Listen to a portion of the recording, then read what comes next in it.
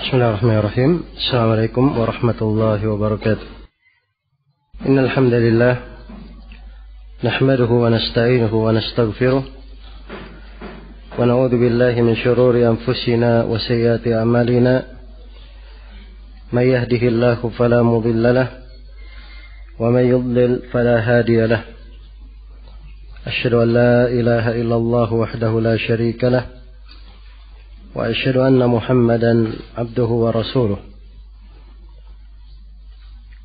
يا أيها الذين آمنوا اتقوا الله حق تقاته ولا تموتن إلا وأنتم مسلمون يا أيها الناس اتقوا ربكم الذي خلقكم من نفس واحدة وخلق منها زوجها وبث منهما رجالا كثيرا ونساء واتقوا الله الذي تساءلون به والأرحام إن الله كان عليكم رقيبا يا أيها الذين آمنوا اتقوا الله وقولوا قولا سديدا يصلح لكم أعمالكم ويغفر لكم ذنوبكم ومن يطع الله ورسوله فقد فاز فوزا عظيما أما بعد فإن أصدق الحديث كتاب الله وخير الهدي هدي محمد صلى الله عليه وآله وسلم وشر الأمور محدثاتها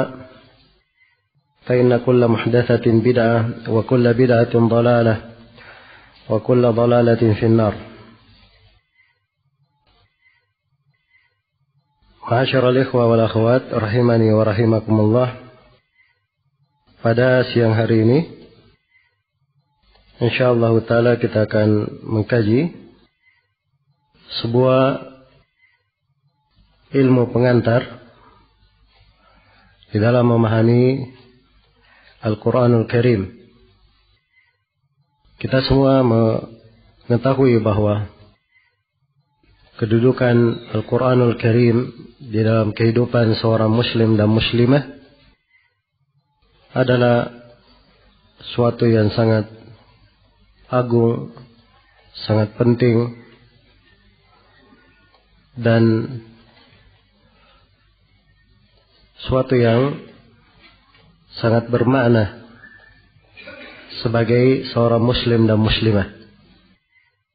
Karena itu memperhatikan Al-Quran dalam segala bentuk perhatian adalah suatu kewajiban pada setiap individu muslim dan muslimah. Apakah di dalam membacanya, di dalam menghafalnya, di dalam memahami maknanya, tadabbur terhadap kandungannya, di dalam menafsirkannya, dan selainnya dari bentuk-bentuk perhatian terhadap Al-Quranul Karim. Dan pembahasan kita di daurah kali ini adalah membahas tentang ilmu, suatu pengantar yang memudahkan kita semua memahami Al-Quran. Dan ada beberapa buku ditulis di dalam hal ini. Saya lebih memilih untuk sebuah ringkasan, sebagaimana umumnya setiap ilmu di dalam tahapan belajar seorang mengambil dari buku-buku ringkas pada setiap cabang ilmu, kemudian memahami ringkasan-ringkasan tersebut agar menjadi pondasi untuknya pada setiap cabang ilmu itu. Sebagaimana di dalam Al-Quran ada pembahasan ilmu tafsir, ada pembahasan ilmu Al-Quran. Di dalam hadits ada pembahasan ilmu mustalah, pengantar untuk mempelajari hadits. Ada ulumul hadits terkait dengan pembahasan hadits. Di dalam fikih ada ilmu usulul fiqh, ada ilmu qawaid fiqhiyah. Iya. Dan demikian pula di ilmu-ilmu yang lainnya. Ada dasar-dasar, ringkasan-ringkasan yang hendaknya dipelajari oleh setiap penuntut ilmu agar dia mudah membangun wawasan ilmiahnya di atas dasar tersebut. Iya. Buku ini yang kita akan bahas, Manzumah, yang ditulis oleh seorang ahli tafsir,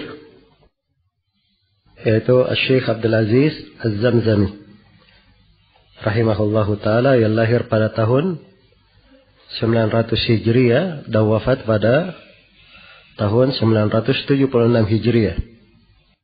Iya. Nama lengkap beliau Abdul Aziz Ibn Ali bin Abdul Aziz Ibn Abdul Salam bin Musa Al-Baydawi Al-Shirazi Al-Makki Al-Zamzani Al-Syafi'i. Beliau dari ulama Mekah. Ya, dan Zamzam ini nisbat kepada air Zamzam. Disebutkan di dalam Al-Ansab oleh As-Sam'ani sejumlah orang yang bernisbat Zamzami. Beliau rahimahullah lahir di Mekah pada tahun 900 Hijriah. Dan memang kakeknya, ketika kakeknya yang di atas, yaitu Ali bin Muhammad, kakek yang keenamnya ke atas, itu datang ke Mekah.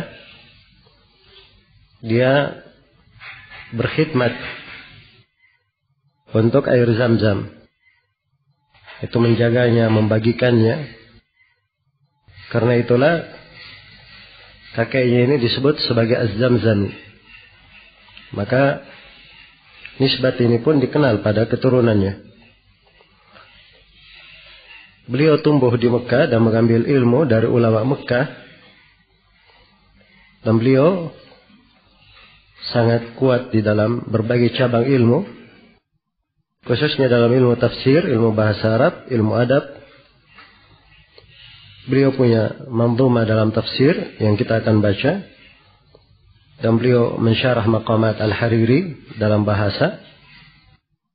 Iya. Dan ada beberapa karya-karya tulis beliau. Dan beliau juga meninggal di Mekah rahimahullah pada tahun 976 Hijriah. Iya. Manzumah ini ditulis oleh Syekh Abdul Aziz Az-Zamzami, dikenal dengan nama yang sebutan Manzumah Az-Zamzami. Ini menjadi perhatian ulama Mekah. Mereka mensyarahnya dengan berbagai syarah dan ditulis hawashi, catatan-catatan pelengkap terhadap syarah tersebut. Iya. Di antara syarah terhadap manzumah ini adalah kitab yang berjudul Nahjut Taysir Syarah Manzumah Az-Zamzami fi Usul Tafsir, karya Muhsin bin Ali Al-Masawi Al-Hadrami. Iya. Dan ini syarah yang Nahjut Taysir. Ini merupakan salah satu pegangan pokok kita di dalam menjelaskan materi daurah ini. Iya. Dicetak cetakan lama dan terdapat padanya beberapa hasyiah. Antaranya hasyiah ditulis oleh Alawi bin Abbas Al-Maliki dan juga hasyiah ditulis oleh Muhammad Yasin Al-Padani Al-Makki. Demikian pula disebutkan ada syarah dengan judul At-Taisir, Syarah Manzuma At-Tafsir, karya Muhammad Yahya Aman. Dan di antara syarah yang dicetak belakangan, saya belum membaca isi buku atau syarah ini, hanya disebutkan ada syarah yang berjudul At-Taisir fi Syarhi Manzuma Az-Zamzami fi Ilmi Tafsir, karya Hisham bin Ibrahim Abu Syam. Katanya dicetak dalam satu jilid dengan jumlah halaman 352 halaman. Baik. Yang jelas buku ini adalah buku yang dikenal dan para ulama kita di Saudi Arabia mengajarkan buku ini dijadikan sebagai tahapan dasar untuk pengantar ilmu tafsir. Ya. Ada buku Syekhul Islam Ibnu Taimiyah Muqaddimah dalam ilmu tafsir dimaklumi, dan juga ada Usulun fit Tafsir karya Syekh Ibnu Utsaimin. Juga adalah buku-buku yang bagus sebagai dasar-dasar pegangan. Tapi saya lebih memilih buku ini karena di dalamnya terdapat ringkasan-ringkasan yang bagus dan cabang-cabang pembahasan yang juga lebih banyak. Baik. Saya akan baca pendahuluan dari penulis rahimahullahu taala, dan dari sela-sela pembahasan saya akan uraikan dengan izin Allah Subhanahu wa taala pembahasan-pembahasan yang lainnya. Ya. Kemudian juga perlu saya ingatkan dari ulama kita mensyarah buku ini adalah guru kami Syekh Abdul Karim Al-Khudair hafizahullah. Beliau mensyarahnya dalam sebuah daurah. Iya. Dan juga ada beberapa syarah yang lain di dalam pembahasan manzumah ini di kalangan ulama sekarang ini. Baik. Di sini oleh penulis rahimahullahu taala, beliau memulai pembahasannya dan dicetakan atau disyarah At-Taisir yang saya sebutkan tadi, atau Nahjut Taisir. Di dalam syarah Nahjut Taisir, Syarah Manzumah Az-Zamzami fi Usul Tafsir, karya Muhsin Al-Hadrami, Al-Masawi Al-Hadrami, itu disebutkan di pendahuluannya ada Bismillahirrahmanirrahim. Disebutkan Bismillahirrahmanirrahim di depannya. Dimulai dengan basmalah. Dan penyebutan nadham dimulai dengan basmalah. Ini yang dijalani oleh kebanyakan para ulama yang menyusun buku seputar manzumah. Mereka mulai dengan basmalah sebab mereka anggap semua tulisan itu dimulai dengan Bismillahirrahmanirrahim. Mencontoh Al-Quranul Karim yang pada awalnya dimulai dengan Bismillahirrahmanirrahim, dan setiap surahnya dimulai dengan Bismillahirrahmanirrahim kecuali di surah Taubah. Dan juga mencontoh Nabi Sallallahu Alaihi Wasallam pada tulisan-tulisan beliau, surat-surat beliau, beliau memulai dengan Bismillahirrahmanirrahim. Dan ini yang berjalan di para ulama salaf yang terdahulu dan belakangan. Dan ini menurut kebanyakan ulama berlaku pada tulisan biasa maupun dalam bentuk syair. Walaupun ada sebagian ulama yang menganggap makruh syair dimulai dengan basmalah. Iya. Tapi itu bukan pendapat yang kuat. Yang benarnya bahwa memulainya dengan hal itu adalah hal yang baik, sebagaimana ditunjukkan oleh dalil-dalil yang telah kita sebutkan. Beliau rahimahullahu taala berkata, ya, Kata beliau, Tabarakal munzilu lil furqani ala nabiyyi atiril ardani Muhammadin alaihi sallallahu ma'a salamin daiman yaghshahu wa alihi wa sahbihi wa ba'du fahadihi mithlul jumani ikdu ضمنتها علما هو التفسير بداية لمن به يحير أفردتها نظما من النقاية مهذبا نظامها في غاية والله أستهدي وأستعين لأنه الهادي ومن يعين. Baik, ini 6 bait syair pendahuluan disebut oleh penulis rahimahullahu ta'ala. Kata beliau, Tabarakal munzilu lil furqani, maha berkah Allah al-munzil, yang menurunkan al-furqan, yang menurunkan al-furqan, yaitu menurunkan Al-Quran. Iya, menurunkan Al-Quran Al-Karim. Salah satu nama dari Al-Quran disebut dengan Al-Furqan. Dan ini bait syair yang pertama, beliau iktibas dari ayat Tabarakalladzi nazzala al-furqana ala 'abdihi liyakuna lil 'alamin nadhira. Sebagaimana firman Allah Ta'ala, maha berkah Allah yang menurunkan Al-Furqan kepada hambanya, itu kepada Nabi Muhammad, agar supaya menjadi peringatan untuk semesta alam. Iya, menjadi peringatan untuk semesta alam. Jadi di sini beliau terangkan di awal pendahuluan, maha berkah Allah al-munzil, yang menurunkan Al-Furqan. Apa bedanya al-munzil dan al-munazzil? Ini dua-duanya adalah dua hal yang disebut di dalam Al-Quran.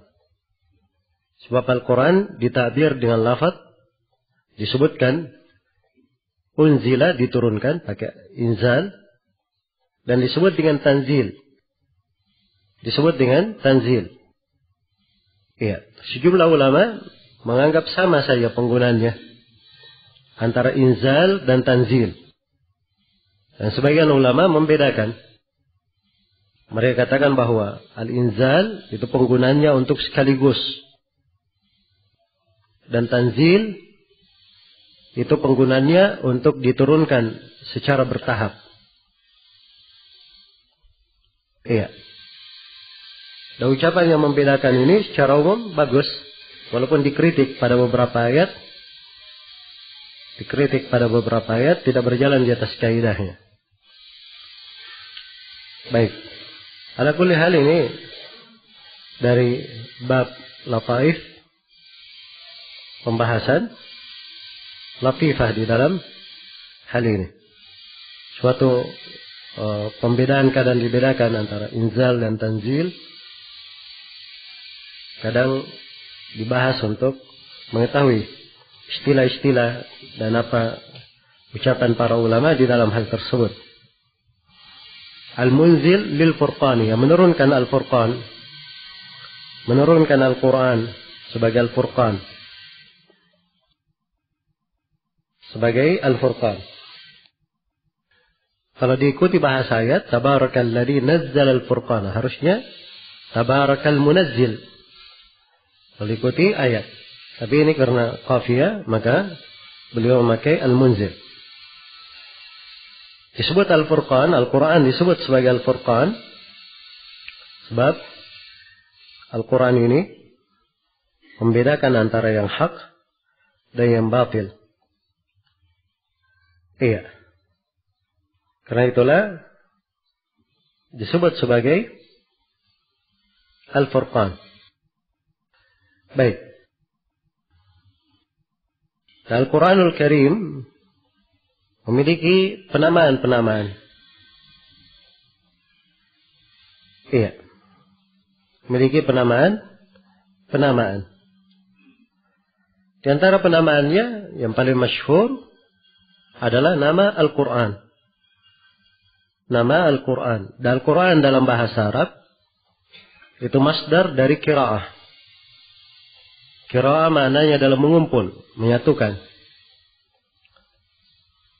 Al-Quran yang diturunkan kepada Nabi Muhammad disebut Al-Quran karena dia mengumpulkan surah-surah digabungkan di dalam Al-Quran itu.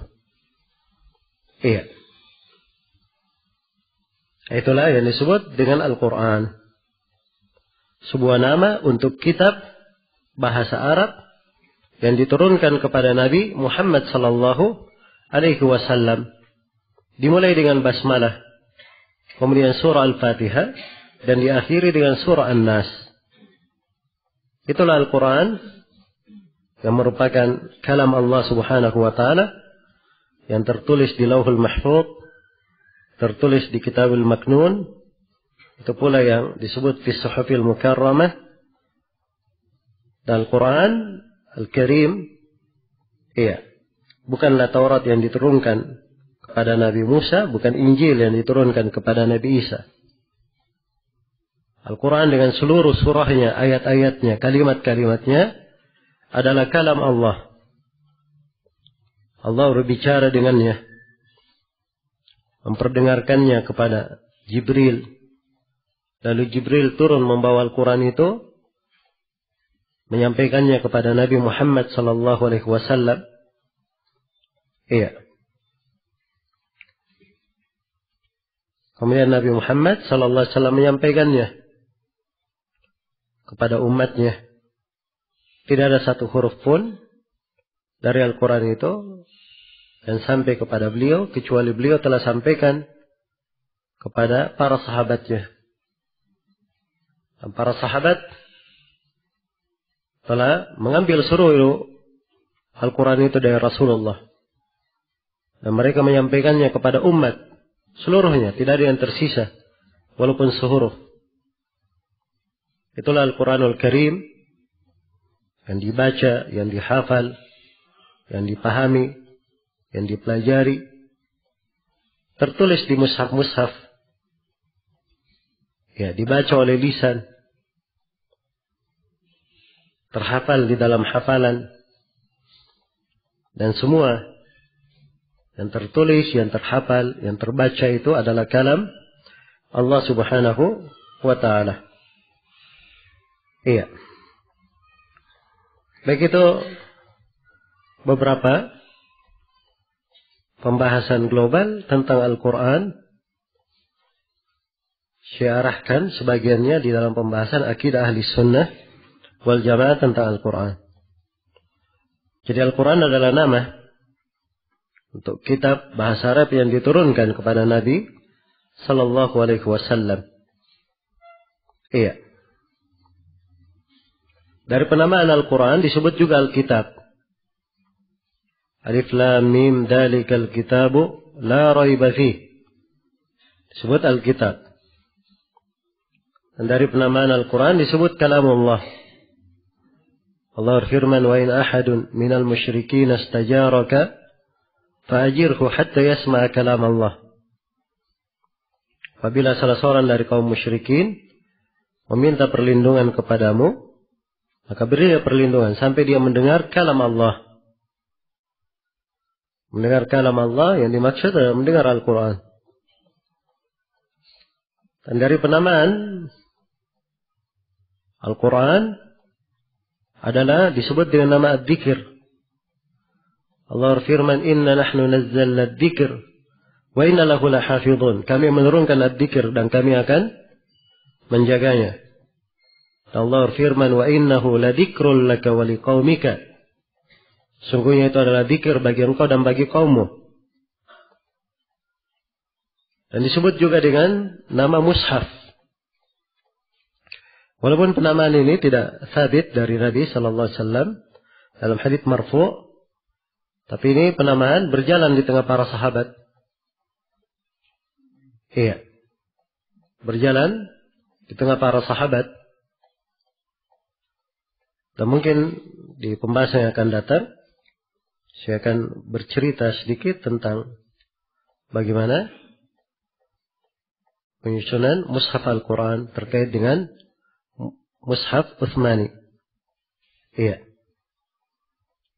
Tatkala itu berjalan di tengah para sahabat, tidak ada pengingkaran di kalangan mereka, maka itu adalah hal yang berlaku dan berjalan. Di dalam Al-Quran disebutkan dengan berbagai sifat yang lain. Disebut sebagai huda, sebagai syifa, penyembuh, sebagai rahmah, mau'idah, dikra peringatan, busyra, kabar gembira, nadir, bayan, disebut ruh, nur, cahaya, mubin, penjelas. Disebut mufassal, mubarak, basair, karim, ali, aliyun, hakimun, aziz, majid, qayyimun, ahsanul hadith. Dan berbagai sifat dan keterangan tentang Al-Quran. Iya. As-Suyuti rahimahullah punya pembahasan tentang penyebutan nama-nama Al-Quran ini di dalam beberapa bukunya. Baik. Ala kulli hal, bahwa dari penamaan-penamaan terhadap Al-Quran ini terkandung di dalamnya penyebutan sifatnya, kandungannya, dan keagungan dari Al-Quran tersebut. Baik, kita perhatikan bait syair yang pertama, tabarakal munzilu lil furqani ala nabiyyi atiril ardani. Terhadap Nabi, yaitu Nabi Muhammad sallallahu alaihi wasallam. Iya. Nabi Muhammad sallallahu alaihi wasallam atiril ardani, yang sangat harum. Atir itu sangat harum. Iya. Penuh dengan wangi-wangian. Al-ardan itu jamak rudun. Jamak rudun. Dhamma ra-nya disukun dalnya. Nah, dia bermana al-kum, lubang pada baju, pada lengan, itu disebut kum.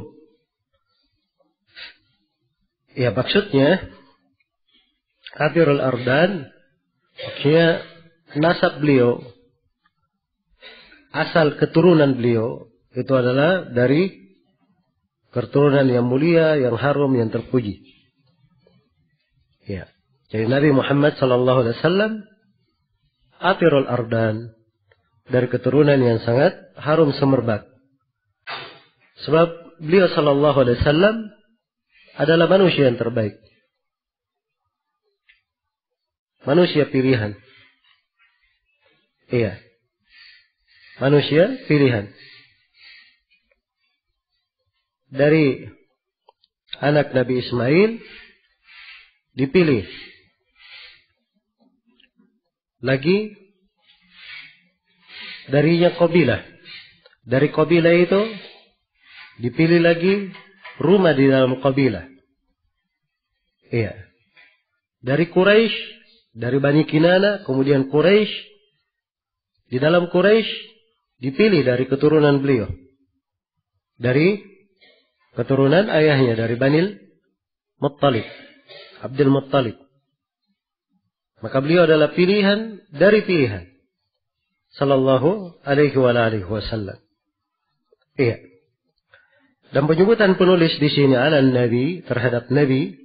An-Nabi secara bahasa itu adalah yang memberi berita, memberi naba, dan bisa dari kata tempat yang tinggi yang memberikan pengumuman. Iya. Karena itu memang di dalam bacaan Al-Quran ada dua bacaan, An-Nabi dan An-Nabi, pakai hamzah di belakangnya. Iya. Pakai hamzah di belakangnya.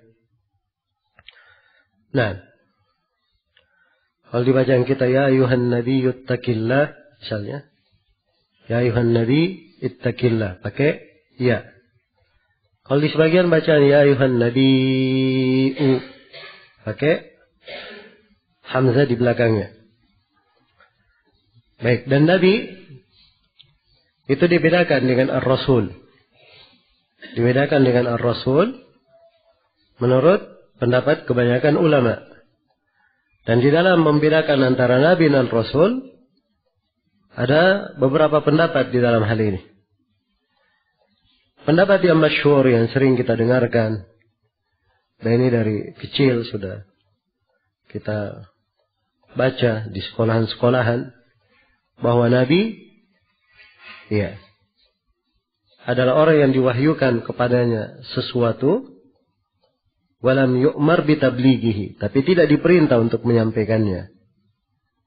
Adapun rasul diwahyukan kepadanya wahyu dan diperintah untuk menyampaikannya. Iya. Ini definisi yang masyhur pembedaan antara nabi dan rasul. Tapi hakikatnya bahwa definisi ini adalah definisi yang banyak kritikan di dalamnya.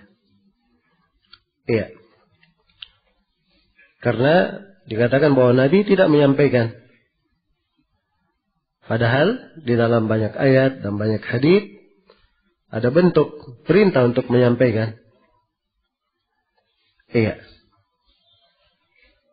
Pada umumnya ada bersyarikat antara nabi dan rasul dalam pengutusan. Wa ma arsalna min qablika min rasulin wala nabiyyin. Tidaklah kami mengutus sebelum engkau Nabi Muhammad seorang rasul atau seorang nabi. Jadi, nabi dan rasul bersyarikat dalam irsal. Iya. Yang dipilih oleh Syekhul Islam Ibnu Taimiyah yang lebih dekat, bahwa seorang nabi itu adalah seorang yang diutus kepada kaum muwafiqin dan tidak diberi syariat tersendiri. Iya, dia diutus kepada kaum yang sudah bersepakat dengannya. Tapi dan tidak diberi syariat sendiri. Adapun rasul diutus kepada kaum mukhalifin yang berbeda dengannya atau menyelisihinya dan diberi syariat tersendiri. Baik. Ini perbedaan yang definisi yang membedakan yang paling bagus, walaupun ada kritikan di dalamnya, tapi secara umum ini definisi yang paling dekat. Definisi yang paling dekat. Tabarakal munzilu lil furqani ala nabi athiril ardani Muhammadin alaihi sallallahu ma'a salamin daiman yaghshahu. Ini bait syair yang kedua. Muhammadin yaitu Nabi Muhammad sallallahu alaihi wasallam. Ini badal dari an-nabi. Iya. Menurunkan kepada nabinya, yaitu siapa nabinya? Yaitu Nabi Muhammad alaihi sallallahu didahulukan alaihinya, ini mengikuti qafiyah. Selain daripada itu, ketika didahulukan alaihi, ini penekanan doanya lebih kuat. Iya, karena itu beda kalau dikatakan apa? Allahu atau na'budullaha, kami beribadah kepada Allah, dengan kata Iyahu na'budu. Iya. Allah a'budu. Kita beribadah kepada Allah. Beda dengan hanya kepada Allah kita beribadah. Sebab yang kedua menunjukkan mana hasar, penekanan lebih kuat. Demikian pula ketika didoakan selawat untuk Nabi, didahulukan alaihi terhadap beliau, semoga selalu Allah berselawat kepadanya. Ini penekanannya untuk doa lebih kuat. Iya, sallallahu. Semoga Allah selalu memberi selawat kepadanya. Dan selawat Allah kepada Nabi-Nya sallallahu alaihi wasallam itu ditafsirkan dengan beberapa tafsir. Ada yang menyebutkan bermakna rahmat, dan ada yang menyebutkan bermakna keberkahan, dan ada yang menyebutkan bermakna pujian Allah Subhanahu wa taala untuk nabinya di depan para malaikat. Dan ini dari penafsiran Abu Aliyah disebutkan oleh Al-Bukhari rahimahullah dalam sahihnya. Dan itu dari sisi pendapat adalah hal yang paling kuat, apa yang datang dari Abu Aliyah itu. Jadi semoga selawat Allah Subhanahu wa taala selalu limpahkan kepada Nabi Muhammad sallallahu alaihi wasallam. Ma'a salamin daiman yaghshahu. Disertai dengan salam, dengan taslim. Daiman, yang terus menerus. Yaghshahu. Yaghshahu artinya yang selalu meliputinya, selalu menaunginya. Iya. Ini memberi salam, salawat dan salam kepada Nabi sallallahu alaihi wasallam. Karena itu kalau kita bersalawat, ya kita katakan sallallahu alaihi wasallam. Nah, ini sebagaimana yang Allah Subhanahu wa taala perintah di dalam Al-Qur'an, ya ayyuhalladzina amanu sallu alaihi wa sallimu taslima. Wahai orang-orang yang beriman, bersalawatlah kalian kepada Nabi dan berilah salam kepadanya dengan taslim. Iya. Karena itu dalam ayat diperintah dua hal, bersalawat dan memberi taslim. Iya.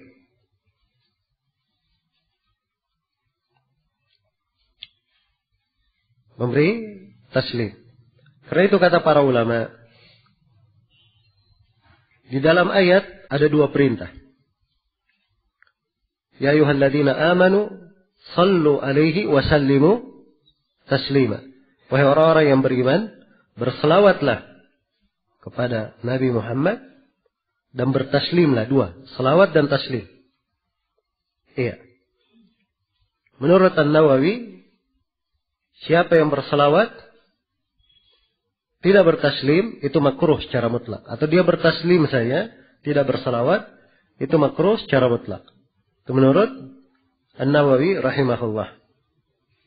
Ya, kalau Ibnu Hajar beliau khususkan makruh itu kalau orang yang ketika disebut nama Nabi dia hanya berkata sallallahu saja, tidak membaca wasallam. Yang merupakan kebiasaannya hanya salawat tanpa salam atau salam tanpa salawat. Kalau kebiasaannya seperti itu, ini makruh. Tapi kalau An-Nawawi rahimahullah menganggap makruh kalau dia hanya menyebut salawat tanpa salam untuk Nabi, atau salam saja tanpa apa? Tanpa salawat. Karena memang ayat diperintah dengan dua hal. Memberi salawat dan memberi apa? Memberi taslim. Iya. Kemudian kata beliau, wa alihi wa sahbihi wa ba'du. Fahadihi mitlul jumani ikdu. Demikian pula salawat dan salam semoga selalu tercurah kepada alihi, kepada keluarganya, pengikutnya. Iya. Wa alihi ini ada 4 penafsiran. Wa alihi, tafsiran yang pertama yaitu keluarganya dan keturunan beliau. Nah, yang kedua adalah yang mengikuti beliau di atas agama beliau. Yang mengikuti beliau di atas agama beliau. Jadi siapa saja yang mengikuti beliau di atas agama beliau, maka itu disebut sebagai al Nabi Muhammad sallallahu alaihi wasallam. Dan yang ketiga, wa alihi al itu adalah setiap kullu mu'minin taqi, setiap mukmin yang bertakwa. Iya. Jadi mengatakan wa alihi adalah dari Bani Hashim dan Bani Abdul Muttalib yang diharamkan untuk memakan sedekah. Ini 4 penafsiran semuanya benar. Semuanya benar, hanya saja di dalam penggunaan itu perlu dilihat. Ya kalau seperti di sini, ketika disebut walihi wa sahbihi, para sahabat sudah disebut, berarti walihi di sini terkait dengan keluarga Nabi sallallahu alaihi wasallam. Iya. Tapi dasar kata al itu sendiri 4 makna yang kita sebutkan tadi. Wa sahbihi jama' dari sahib. Iya. Sebab sahabat mufradnya kadang disebut sahib, kadang disebut sahabi, jamaknya kadang disebut sahbun, kadang disebut sahabah, kadang disebut ashab. Dan ada beberapa jamak. Iya. Artinya para sahabat Nabi sallallahu alaihi wasallam. Baik, ini pendahuluan penulis. Terdapat khutbah di dalamnya. Ya, dan tampak di dalam khutbah hajat yang beliau bawakan di sini hal yang diistilahkan di dalam ilmu balaghah dengan nama bara'atul istihlal. Tatkala penulis akan membahas tentang ilmu tafsir, pengantar ilmu Al-Quran, maka beliau bawakan beberapa kata yang mencocoki. Tabarak, Allah Maha Berkah, yang mengandung makna keluasan. Itulah ilmu tafsir Al-Quran. Seorang tatkala mengenal dari ilmu-ilmu alat, dia memahami dan mengetahui ilmu-ilmu yang diperlukan di dalam menafsirkan Al-Quran, maka dia akan semakin luas di dalam memahami ayat Al-Quran itu, semakin mudah untuk menyerap kandungannya. Al-Munzilu, iya, Lil Furqani, juga dari Bara'atul Istihlal, beliau bawakan kalimat-kalimat yang terkait dengan pembahasan. Sebab ini pembahasan tentang ilmu Al-Quran. Baik. Bara'atul Istihlal dalam istilah ilmu balaghah itu seorang yang akan berbicara tentang sesuatu di khutbah hajatnya, di pendahuluannya, pada kalimat-kalimat yang dia uraikan itu tersirat makna yang akan dia sampaikan. Tersirat makna yang akan dia sampaikan. Baik. Kata beliau wa ba'du dari kalimat amma ba'du. Iya. Tapi tatkala ammanya tidak disebut, maka diberikan waw sebagai penggantinya. Iya. Fahadhihi mithlul jumani ikdu. Kata penulis fahadhihi, ini mandhumah. Iya. Sini tatkala seorang yang menulis di pendahuluan dia berkata ini tulisan tentang ini. Ini pembahasan begini. Nah, itu ada 2 kemungkinan. Kemungkinan yang pertama tulisannya sudah jadi, baru dia buatkan pendahuluan. Karena itu dia tunjuk ini. Sudah jadi tulisannya. Dan kemungkinan yang kedua, tulisannya belum jadi, baru dia akan tulis. Maka kata ini dia tunjuk ini mandhumah, maksudnya makna-makna yang sudah ada di dalam dirinya yang akan dia bahasakan sebentar lagi. Jelas ya? Jadi kalau beliau fahadhihi, ini maksudnya mandhumah. Dan mandhumah itu adalah kumpulan syair-syair. Karena ucapan orang Arab terbagi 2. Ada nadham dan ada nithir. Ada mandhumah dan ada mansurah. Iya. Ada dalam bentuk nadham, syair tersusun dengan wazan dan qafiyah. Dan ada dalam bentuk nithir, pembicaraan biasa, terurai biasa. Iya. Dan ini dari keistimewaan di dalam bahasa Arab. Baik. Kata beliau fahadihi, maka ini manzuma mithlul jumani ikduh. Seperti al-juman. Iya. Al-juman itu jamak dari jumanah.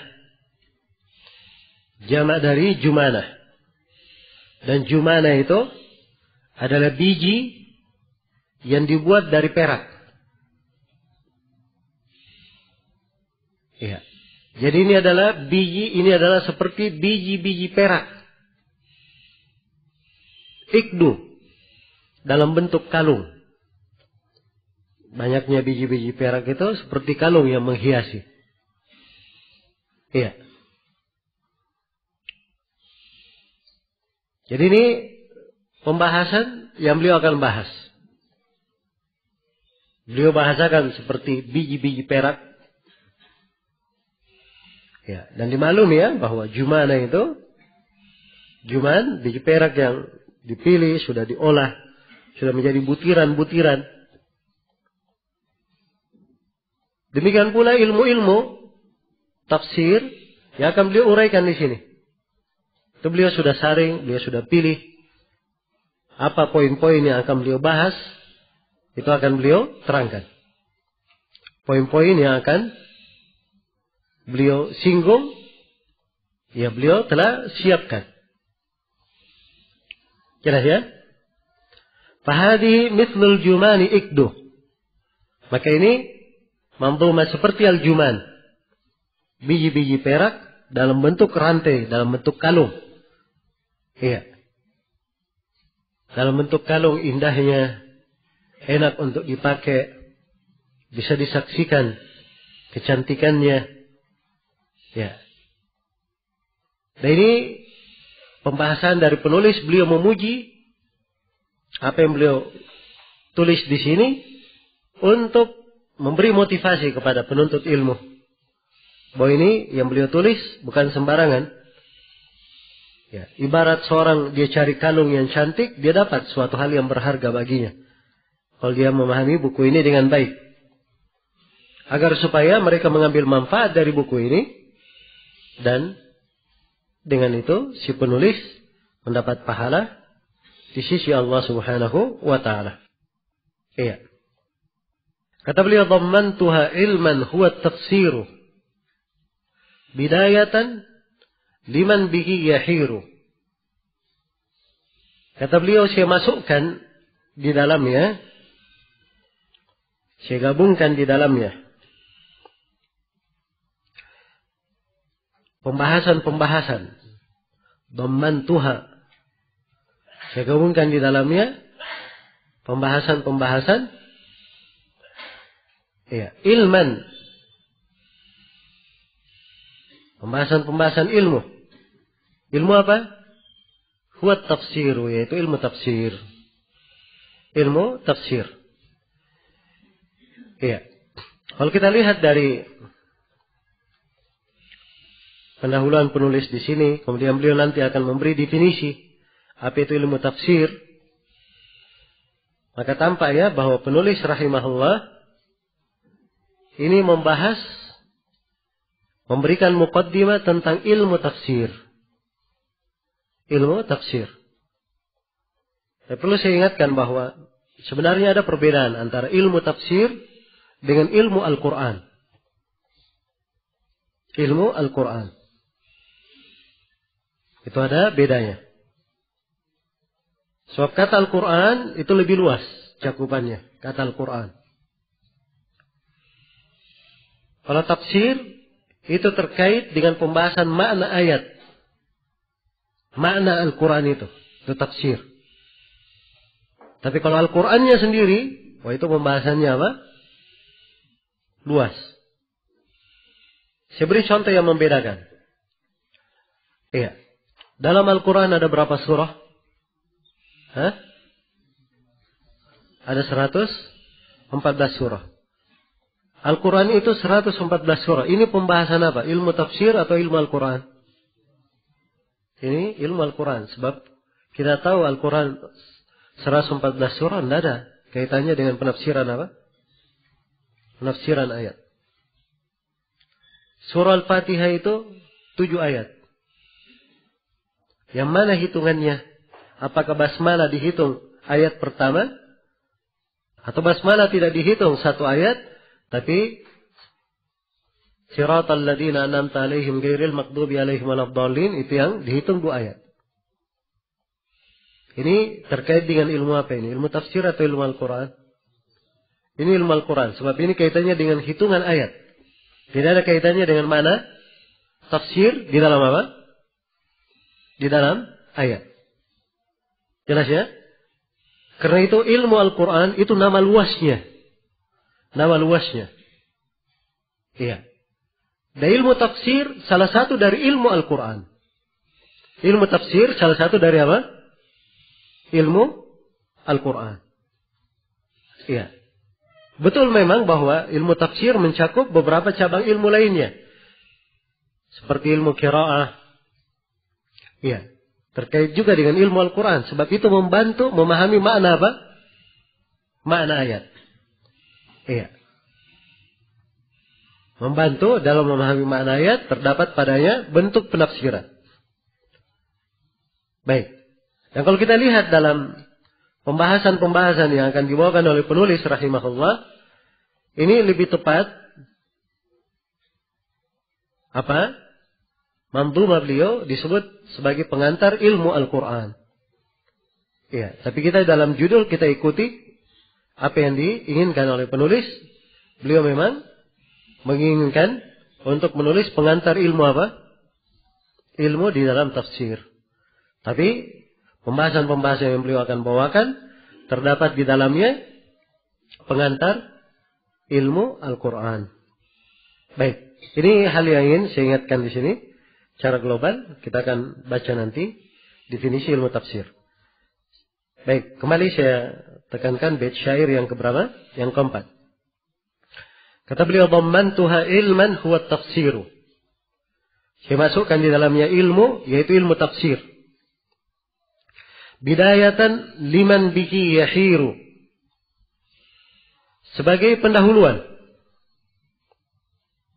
Iya. Sebagai pendahuluan, liman bihi yahiru. Terhadap orang yang masih bingung.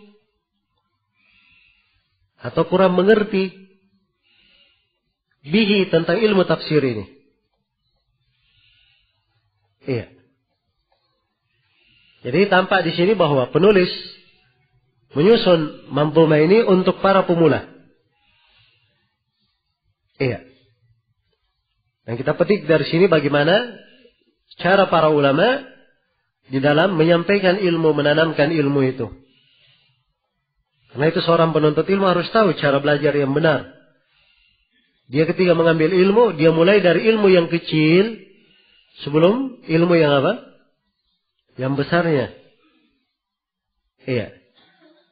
Sebab seorang kalau dia menyerap sesuatu yang sudah tinggi, berat terhadapnya, maka kadang akan menimpanya berbagai masalah. Tapi kalau dia mengambil sesuai dengan kadar kemampuannya pada apa yang memang sepatutnya diambil, maka itu akan lebih baik dan lebih berberkah untuknya. Iya. Karena itu anak ayam tidak langsung makan jagung. Anak ayam makan apa? Ya, makan. Tidak juga langsung makan beras. Dia mengambil potongan-potongan apa? Beras itu. Begitu sudah mulai besar. Iya. Sudah mulai besar, baru dia makan beras. Jelas ya? Begitu sudah mulai besar, baru dia mampu untuk makan jagung. Nah, ini tahapan. Sama dengan manusia. Awal kali lahir, langsung makan. Oh, Masya Allah ya, kalau ada anak bayi langsung makan ayam, makan daging. Ya. Mulai dulu dari air susu ibu. Setelah beberapa bulan, ya baru dibuatkan bubur. Ya, setelah itu baru ada tahapan-tahapan. Ada tahapan-tahapan. Demikian pula seorang di dalam menuntut ilmu. Nah, ini jalan para ulama. Iya. Karena itu segala sesuatu kalau ditempuh dengan jalannya, dia bersabar, maka itu adalah hal yang baik. Adalah hal yang baik. Nah, itu dari penyakit dalam belajar. Kadang seorang penuntut ilmu tidak punya kesabaran. Iya. Dan ketidaksabarannya dalam dua hal. Kadang dia tidak sabar belajar. Iya. Baru belajar sedikit sudah, wah ini sulit masuk. Wah ini berat saya pahami. Ya. Baru kena berat sedikit, sudah apa? Sudah mundur. Iya. Tidak mau belajar lagi. Nah, ini keliru ya. Yang seperti ini. Ada yang sabar belajar. Punya semangat kuat belajar. Tapi dia tidak sabar di dalam menempuh jalan belajar. Harusnya dia bersabar mengambil ilmu-ilmu dasar. Iya. Setelah selesai baru dia naik ke atas. Setelah pondasinya dia bangun, pondasinya kuat, baru membangun bangunan di atasnya. Nah, itu lumrahnya. Tapi ini belum lagi menanam pondasi, belum lagi mengambil ilmu-ilmu dasar. Dia sudah ingin berada di atas, di tingkatan yang tinggi. Akhirnya yang terjadi adalah apa? Masalah. Ya, dan kekeliruan di dalam belajar ini yang mengakibatkan banyak kekeliruan dalam pemahaman. Banyak kekeliruan dalam pemahaman. Iya. Ini yang kita lihat pada banyak masalah. Iya. Sehingga kadang anak-anak kecil, pemula, orang-orang yang baru belajar, ya mengomentari, ya orang-orang yang sudah baik di dalam ilmu, bahkan kadang mengomentari para ulama. Ya, karena memang ketika ulama ini berbicara tentang sesuatu, tidak sampai akalnya ke sana, dia tidak bisa berpikir. Tidak memiliki wawasan seperti si alim memiliki wawasan. Iya. Karena itu harusnya seseorang itu mengetahui kadarnya masing-masing. Ya, mengetahui kemampuannya masing-masing. Dia bertakwa kepada Allah pada hal yang dia dituntut di dalam hal tersebut. Jadi kata beliau bahwa manzumah ini beliau masukkan di dalamnya pembahasan ilmu tentang tafsir. Pemula bagi siapa yang masih bingung tentang ilmu tafsir ini. Nah, jadi ini keterangan penulis kita bisa ambil diantaranya. Faedah pertama, beliau puji manzumah ini dan beliau sifatkan bahwa ini manzumah pilihan, elok, cantik. Iya. Bekal yang sangat indah. Kemudian yang ketiga, beliau sebutkan bahwa manzumah ini terkandung di dalamnya penjelasan ilmu tafsir. Kemudian beliau sebutkan bahwa manzumah ini untuk para pemula yang masih bingung tentang apa? Ilmu tafsir. Yang kelima beliau sebutkan dalam bait syair yang kelima, afradtuha nadman minan nuqayah muhadziban nidamaha fi ghayah. Kata beliau, saya sendirikan pembahasannya secara nadam dalam bentuk manzumah. Saya ambil dari buku An-Nuqayah. Buku An-Nuqayah. An-Nuqayah ini adalah buku yang ditulis oleh As-Suyuti rahimahullah. Salah satu buku yang ditulis oleh As-Suyuti. Iya. An-Nuqayah. Dan Nuqayah ini itu terkait dengan An-Nuqayah dari mana bahasa. Iya.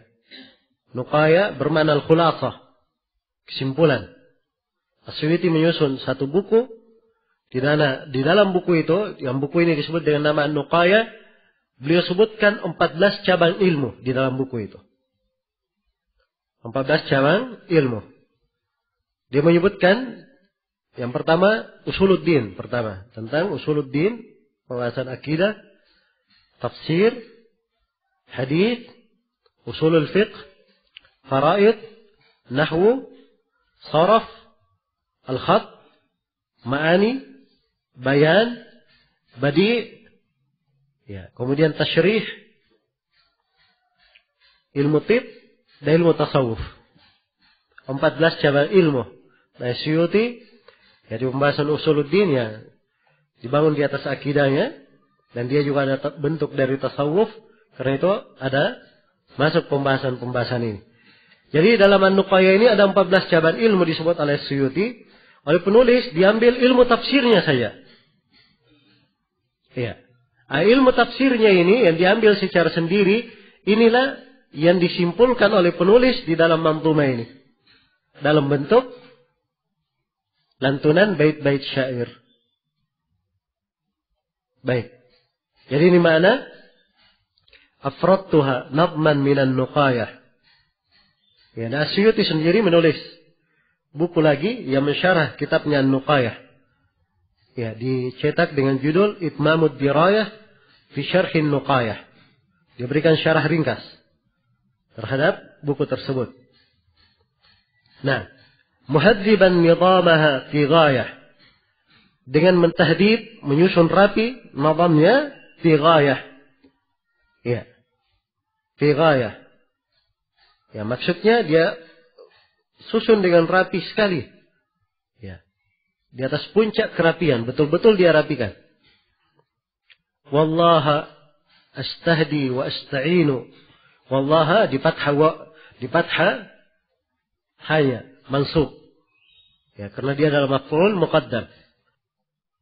Ini memberikan makna al-hasr wal ikhtisas. Hanya kepada Allah saya memohon petunjuk. Wa asta'inu. Dan hanya kepada Allah saya memohon pertolongan. Li'annahul hadi wa may yu'inu. Karena dialah Allah yang memberikan petunjuk.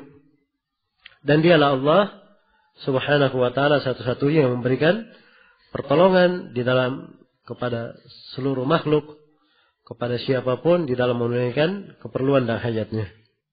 Baik. Jadi ini pendahuluan yang disebut oleh penulis pengantar dari khutbah hajat beliau. Terdapat di dalamnya sejumlah masail. Saya simpulkan yang pertama penyebutan khutbah hajat. Dan di dalam khutbah hajat beliau terkandung bara'atul istihlal.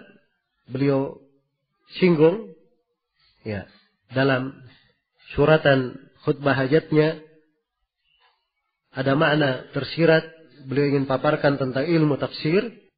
Kemudian beliau singgung tentang salawat kepada Nabi Sallallahu Alaihi Wasallam dan salam kepada beliau dan para sahabatnya. Kemudian beliau terangkan tentang manzumahnya, bahwa manzumah ini ya dia sifatnya adalah pilihan-pilihan. Jadi kalau butiran perak yang dipilih dijadikan kalung, tidak semua perak dia masukkan, tapi yang diperlukan saja sebagai kalung. Karena itu tidak seluruh ilmu tafsir, ilmu Al-Quran ada di dalam manzumah ini. Hanya beliau sebutkan sejumlah pembahasan saja. Iya. Kemudian yang kedua terdapat keelokan manzumah ini dan pentingnya bagi seorang penuntut ilmu, dan beliau anjurkan ya dalam suratan atau dalam siratan makna yang beliau sebutkan, beliau anjurkan untuk mendalami manzumah ini. Kemudian yang ketiga, manzumah ini terkait dengan ilmu tafsir. Yang keempat, manzumah ini adalah untuk para pemula dalam ilmu tafsir. Dan yang kelima, beliau terangkan bahwa manzumah ini beliau ambil dari kitab An-Nuqayah. Kemudian yang keenam, beliau susun manzumah ini dengan sangat detail dan sangat rapi di dalam susunannya. Yang terakhir, beliau memohon hidayah dan pertolongan hanya kepada Allah Subhanahu wa Ta'ala. Setelah itu penulis rahimahullah menjelaskan tentang apa definisi ilmu tafsir. Ya, kata beliau haddu ilmu tafsir. Had ilmu tafsir. Had itu ya dari kata al-mana. atau bermana al-mana. Jadi dia adalah batasan yang menahan. Dikatakan had bermana definisi sebab dia menjadi definisi yang mengitari, yang mengikat. Iya. Jadi sesuatu kalau sudah diberikan definisi, itu ada itaran di dalam definisi, tidak keluar lagi dari hal tersebut. Jelas ya? Tidak keluar lagi. Iya. Kalau sudah diberikan definisi. Seperti seorang kalau sudah tahu apa itu definisi buah-buahan, begitu dia sudah tahu definisi buah-buahan, maka dia tahu buah-buahan itu apa. Tidak mungkin dia masukkan dalam buah-buahan batu, semen. Ya, tidak mungkin dia masukkan di dalam apa? Buah-buahan. Sebab dia sudah tahu definisi buah-buahan tersebut. Itulah definisi. Nah, sekarang beliau definisikan ilmu tafsir itu. Nah, kata beliau, ilmun bihi yubahatu an ahwali kitabina min jihatil inzali.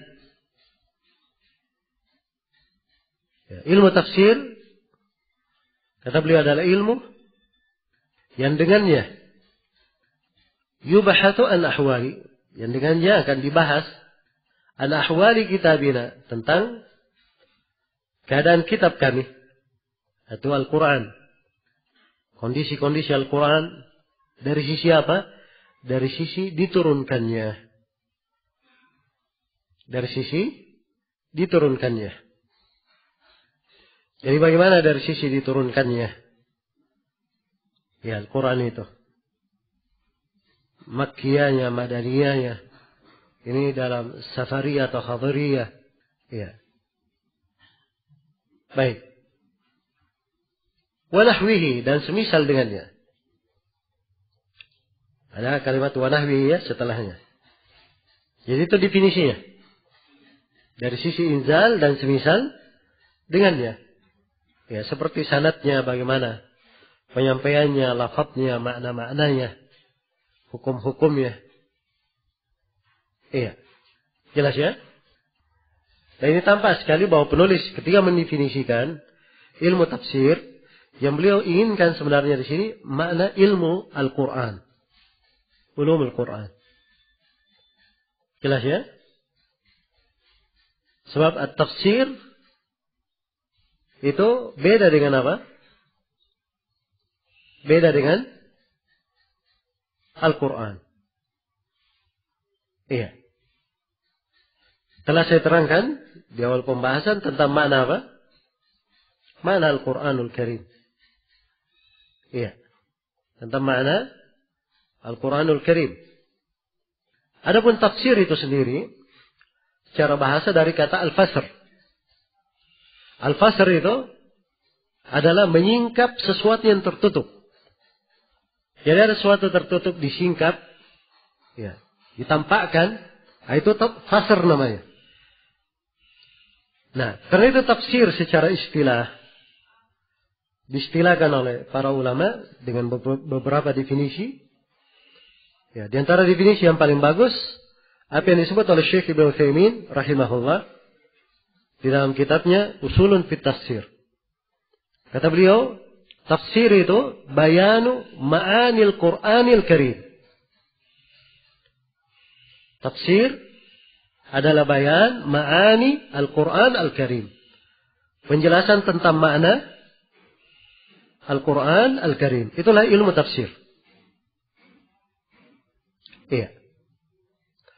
Jadi apa yang terkait dengan penjelasan makna dari Al-Quranul Karim, itu masuk dalam ilmu tafsir. Masuk di dalam ilmu tafsir. Ya, sedangkan penulis di sini beliau mendefinisikan tentang definisi ilmu apa? Ilmu Al-Quran. Iya. Dan saya sudah terangkan tadi bahwa ilmu Al-Quran itu lebih luas daripada ilmu apa? Hah? Lebih luas daripada ilmu tafsir. Nah, pembahasannya lebih luas daripada ilmu tafsir. Iya. Nah, ini dari poin-poin penekanan-penekanan yang perlu diketahui di sini sebagai pendahuluan. Jadi sekali lagi Saya tekankan bahwa apa yang disebut oleh penulis di sini, rahimahullah, ini definisi ilmu apa? Ilmu tafsir atau ilmu Al-Quran? Definisi ilmu Al-Quran. Iya. Bukan definisi untuk ilmu tafsir. Baik. Karena ilmu Al-Quran itu lebih luas daripada ilmu apa? Ilmu tafsir. Ilmu tafsir itu terkait dengan penjelasan makna ayat. Dan ilmu Al-Quran lebih luas daripada itu. Lebih luas daripada itu. Iya. Baik. Iya. Tadi saya sudah beri contoh ya. Kalau misalnya penghitungan surah, ayat, itu masuknya di dalam ilmu apa? Ilmu Al-Quran, tidak masuk dalam ilmu tafsir. Ya kalau sebagian ulama menyebut dalam ilmu tafsir, itu belum tentu dihitung sebagai apa? Belum tentu dihitung sebagai tafsir. Iya. Nah, kadang dia masukkan hal-hal yang mungkin kaitannya dengan pembahasan di ilmu Al-Quran. Di ilmu Al-Quran. Ya. Misalnya di surah Al-Baqarah, ketika Abu Hayyan menafsirkan ayat, Fa'tu bi suratim min mithlihi. Datangkanlah sebuah surah semisal dengannya. Kemudian dia katakan bahwa Zamakhsyari itu menyinggung di dalam hal ini faedah dalam tafsir Al-Quran. Al-Quran itu datang disebut ayat per ayat. Bagaimana Al-Quran dibagi surah per surah. Ya. Maka pembagian-pembagian ini bukan dari ilmu tafsir. Disebutkan oleh Abu Hayyan bahwa itu bukan dari ilmu tafsir. Bahkan itu dari fawaid ilmu at-tafsil wa taswir. Itu maksudnya dari pembahasan ilmu Al-Quran. Iya. Ilmu Al-Quran. Baik. Ilmu tafsir kaitannya dengan menjelaskan ayat. Seperti misalnya, ketika ditafsirkan ayat, was-sama'i dzatil buruj. Demi langit yang memiliki buruj. Apa itu buruj? Nah, ketika ditafsirkan makna al-buruj, wal buruj bermakna nujum, bermakna bintang-bintang. Nah, inilah pembahasan ilmu apa? Pembahasan ilmu tafsir. Iya. Pembahasan ilmu tafsir. Jelas ya? Baik. Kemudian dari pembahasan ilmu tafsir juga terkait dengan istimbab, terkait dengan ayat. Karena itu dari ilmu tafsir ada yang disebut dengan ahkamul Quran. Penyebutan hukum-hukum seputar apa? Al-Quran. Iya. Ketika misalnya disebut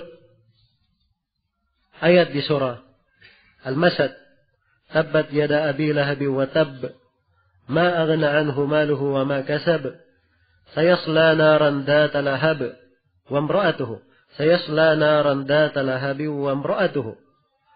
Dia dan istrinya akan masuk dalam neraka yang menyala-nyala, Abu Lahab ini. Nah, ketika disebut istrinya, ini dipetik pendalilan oleh Imam Syafi'i bahwa pernikahan orang kafir itu syah. Kenapa? Sebab perempuan ini disebut istri Abu Lahab. Diberikan hukum istri menunjukkan bahwa pernikahan di kalangan orang kafir itu syah. Karena itu kalau orang kafir dia sudah menikah dan keduanya masuk Islam, maka nikahnya tidak perlu diperbaharui, sudah syah nikahnya. Jelas ya? Sudah syah nikahnya. Dan ini terkait dengan sejumlah hukum. Kalau orang kafir tinggal di negeri Islam, kemudian setelah itu nikah, kemudian berzina, ya, maka dijatuhkan padanya hukum apa? Hukum rajam. Baik, ini petikan-petikan diambil dari ayat, dan ini memang ada kaitannya dengan apa? Ilmu tafsir. Iya.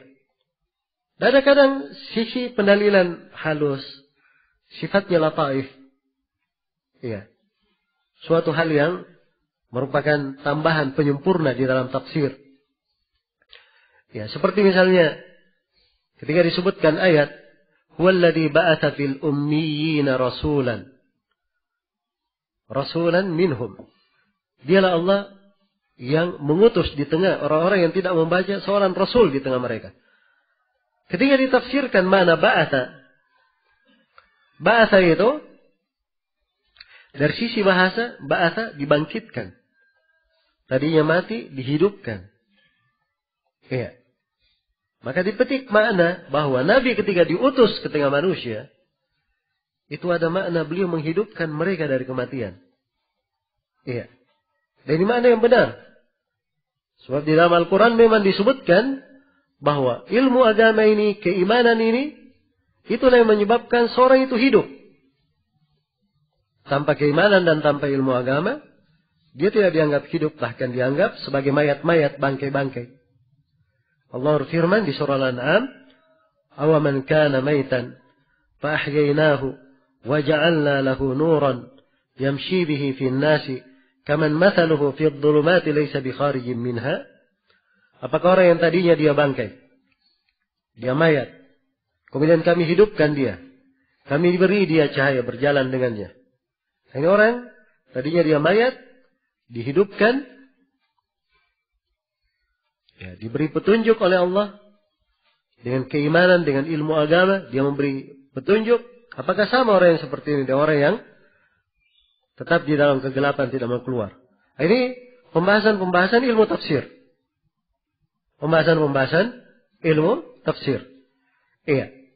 Baik. Dan ada memang hal-hal di dalam penafsiran di dalam ilmu tafsir disebut untuk memetik suatu pemahaman tertentu. Tapi dia bukan inti di dalam tafsir. Seperti mengetahui ini ayat Madaniyah atau ini ayat Makkiyah misalnya. Ya ada mana yang akan dipetik sebagaimana yang akan datang di dalam pembahasan. Mungkin bisa seseorang itu lebih mudah di dalam memahami ayat, di dalam menafsirkan. Iya. Tapi dia lebih cenderung masuk di dalam pembahasan apa? Ulum Al-Quran. Baik. Jadi ini beberapa pembahasan ya terkait dengan definisi ilmu tafsir. Jadi ilmu tafsir itu kalau di dalam definisi penulis di sini, ilmu tafsir beliau definisikan dan sebenarnya hakikat yang diinginkan oleh penulis adalah ilmu apa? Ilmu Al-Quran. Ilmun bihi yubahathu an ahwali kitabina min jihatil inzali wa nahwihi. Itu definisi. Sampai situ wa nahwihi. Itu akhir definisinya. Jadi adalah ilmu yang membahas tentang kondisi keadaan-keadaan Al-Quran. Dari sisi diturunkannya dan yang semisal dengannya. Wa nahwihi bil khamsi wal khamsina qad husirat anwa'uhu yaqina.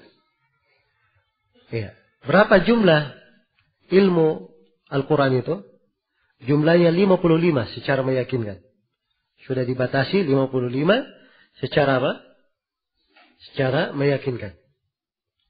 Ya, di sini beliau singgung tentang berapa jumlah dari ilmu apa? Ulumul Quran yang akan dibahas. Ya. Jadi semuanya jumlahnya berapa? 55. Wa qad hawathu sittatun uqudu. Ya. 55 ini, ya saya ulangi ya kembali, wa nahwihi bil khamsi wal khamsina. Dan semisal dengannya ini ikut ke definisi tadi ya. Bil khamsi wal khamsina qad husirat anwa'uhu yakina. Ya. Berapa jumlah ilmu tafsir? Jumlahnya 55 sudah dihitung, didetailkan secara meyakinkan. Bil khamsina pakai hamzah di belakang untuk ukuran itu namanya alif lil itlaq. Ya, karena mengikuti wazan syairnya. Wa qad hawatha sittatun uqudu wa ba'daha khatimatun ta'udu. Kemudian kata beliau 55 cabang ini, 55 bentuk pembahasan ini, itu semuanya terangkum di dalam 6 akad. Maksudnya di dalam 6 bab. Iya. Terangkum di dalam 6 bab. Jadi ibaratnya kalau dia pembahasan-pembahasan, anggaplah itu butir-butir perak itu tadi. Iya. Jadi penulis di sini akan membawakan 6 kalung. 6 kalung ini semuanya kalau dihitung berapa jumlah butirannya, semuanya jumlahnya berapa? 55 butiran, begitu. Ya, karena itu di bab yang pertama nanti, di ikut yang pertama, di kalung yang pertama, Ya. Beliau sebutkan 12 pembahasan. Kemudian di kalung yang kedua, beliau sebutkan 6 pembahasan. Sudah berapa? 12 tambah 6? 18. Kemudian di kalung yang ketiga, beliau sebutkan 6 pembahasan lagi. Berarti berapa? 24. Kemudian di kalung yang keempat, beliau sebutkan 7 pembahasan. Berarti berapa? 31. Kemudian di kalung yang kelima, beliau sebutkan 14 pembahasan. Berarti 35. Kemudian di kalung yang terakhir, yang keenam, ya, beliau sebutkan 4 pembahasan. Berarti semuanya berapa?